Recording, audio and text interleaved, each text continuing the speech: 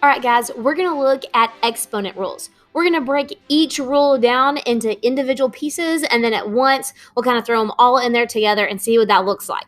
So the first rule that we're going to look at is the product of powers. So essentially, you are going to take two expressions that have some sort of base as raised to a certain power, and you are going to multiply them. And then what happens to those exponents is the exponent rule. So the first one here, you'll see it says a to the m times a to the n is equal to a to the m plus n. So that little part here is going to be on your formula chart. So don't worry about trying to memorize this. It's just that you need to be able to then apply that. So a to the m times a to the n is equal to a to the m plus n. Now, another thing that they don't put in there on the formula chart is these coefficients, the coefficients that are out in front of x and, or it's usually out in front of a here. They're both 1, so 1 times 1 makes 1. If you look over at our little example here, our first one, we have 5x to the 4th times 8x to the 3rd is equal to 40x to the 7th. So you can see that I still multiply the coefficients, and I will say this a million times, I promise.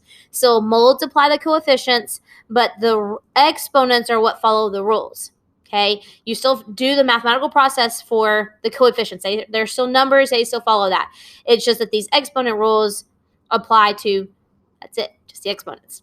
So 4 plus 3, that's where I get the 7 here. So I'm going to add those two together, and I multiply my two numbers. This is 5 times 8 here. That's what gives you 40 there. So let's look here. The first example, very similar to what we have in that example just brought before that's worked out for you. We have 3x to the 3rd times 5x to the 8th. So I'm still going to multiply my coefficients. So it's still going to be 3 times 5. And then I have 8 to the 3rd times, x to the 3rd times x to the 8th. And so I like to rewrite it with my coefficients together and my x's together. So the bottom right there, this x variable here is going to be called the base. And then this 3 is going to be called that's the exponent. So unless there's parentheses, that exponent only applies to the base directly below it. All right, so that 3 does not apply to the 3 out front. That does not work, okay? So make sure you keep those separate.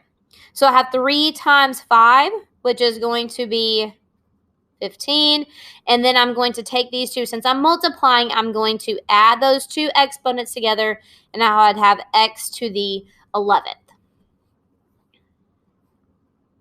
All right, so you'll see here I'm adding another base. I have a y as a base. And so here we're going to have 2 times 6. So remember those two coefficients, they still follow the mathematical process. You're still going to multiply those. So I'm going to have 2 times 6. And then I'm going to have x squared times x. Now, you'll notice that there's not an exponent with that. Just like when we don't have a coefficient, it's understood to be 1. So I have x to the 1st. I like to still go ahead and write the 1 so that I kind of keep track of that, because sometimes I may lose track. So then times y to the 4th times y to the 3rd. So I like to write it all out like that, especially right here at the very beginning, so that you're still trying to learn this. You'll want to write those out. So I still multiply my coefficients. So I'm going to have 2 times 6, which is 12. And then I have x to the 2 plus 1. 2 plus 1 makes 3. Again, that's why I like to write that 1 there, so you don't get confused. And then I have y to the 4 plus 3, which is 7. And that would be the simplified form here. Just like 15x 11th is simplified there.